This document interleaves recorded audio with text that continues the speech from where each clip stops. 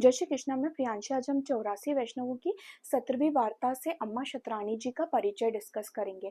अम्मा शतरानी जी नित्य लीला में माता रोहिणी हैं और ये नंदराय जी के घर में रहती हैं और कुछ काल बाद ये मथुरा चली गई, पर मथुरा जाकर भी इनका ब्रज में ही मन लगा रहा।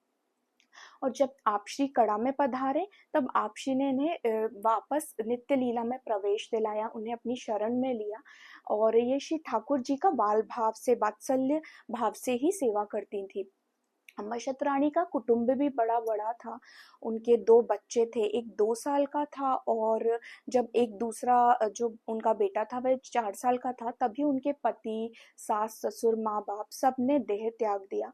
और जब आप श्री गदाधर दास जी के घर कड़ा में पधारे तब अम्मा शतरानी जी को श्री ठाकुर जी ने कृपा करके एक स्वप्न दिया। उनसे कहा कि महाप्रभु वल्लभाचार्य जी आप श्री स्वयं कड़ा में पधारे हैं, आप उनकी शरण में जाएं।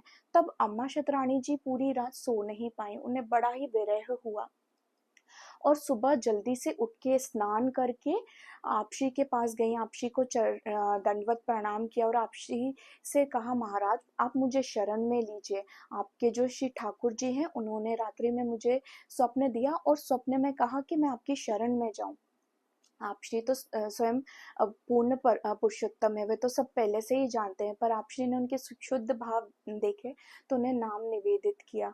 और अम्मा शतरानी जी को एक वैष्णव जन जो कि बंतरिक आश्रम जा रहे थे, वे अपने बालकृष्ण श्री ठाकुर जी को आप श्री को देके गए। तब वे श्री ठाकुर जी के स्वरूप को अम्मा शतरानी को दिया और आप श्री ने बताया कि उनका नाम बालकृष्ण है।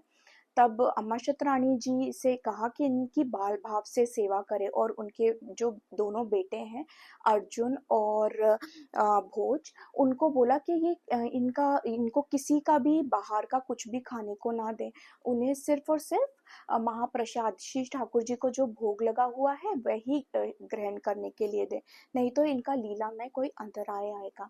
और अम्मा शतरानी इसी तरह श्री ठाकुर जी की प्रेम भाव से, वात्सल्य भाव से सेवा करती रही और आप श्री उनको नाम निवेदित करके खुद काशी में चले गए और उन्होंने वहां पे संन्यास लिया और फिर वे आसुर व्यामोह लीला में प्रस्थान किया। जय श्री कृष्ण। श्री वल्लभाधीश की जय।